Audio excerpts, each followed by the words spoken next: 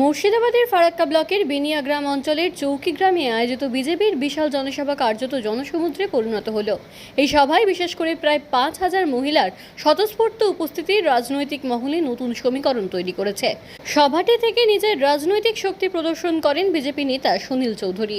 BJP প্রার্থী সুনীল চৌধুরী ও অন্যান্য নেতৃত্বরা প্রধানমন্ত্রী নরেন্দ্র মোদীর উন্নয়নমূলক কর্মকাণ্ডকে হাতিয়ার করে প্রচার চালান। সভার উল্লেখযোগ্য দিকগুলি ছিল ক্ষমতায় এলে মহিলাদের মাসিক 3,000 টাকা দেওয়ার প্রতিশ্রুতি দেওয়া হবে, যা উপস্থিত মহিলাদের মধ্যে ব্যাপক উৎসাহ সৃষ্টি করে। কেন্দ্রীয় সরকারের বিভিন্ন জনকল্যাণমূলক প্রকল্প এবং উন্নয়নের খতিয়ান ভোটারদের সামনে তুলে ধরা হয়।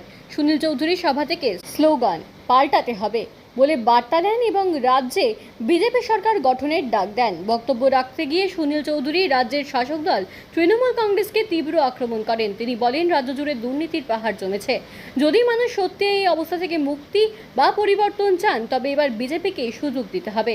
রাজনৈতিক বিশ্লেষকদের মতে ফারাক্কা বিধানসভা এলাকায় এই বিশাল জমায়েত এবং বিশেষ করে বিপুল সংখ্যক মহিলার উপস্থিতি আসন্ন নির্বাচনের আগে বিজেপির জমি শক্ত করার ইঙ্গিত দিচ্ছে। এই সভার ফলে এই এলাকায় রাজনৈতিক উত্তাপ নতুন করে বৃদ্ধি পেয়েছে।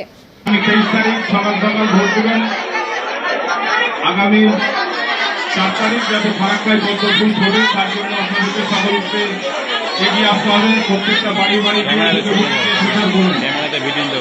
ভারতীয় জনতা পার্টি জিতবে এবং পদ্মফুল ঘুরবেন।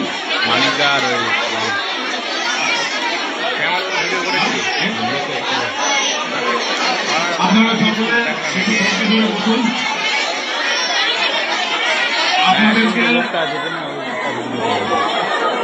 আপনারা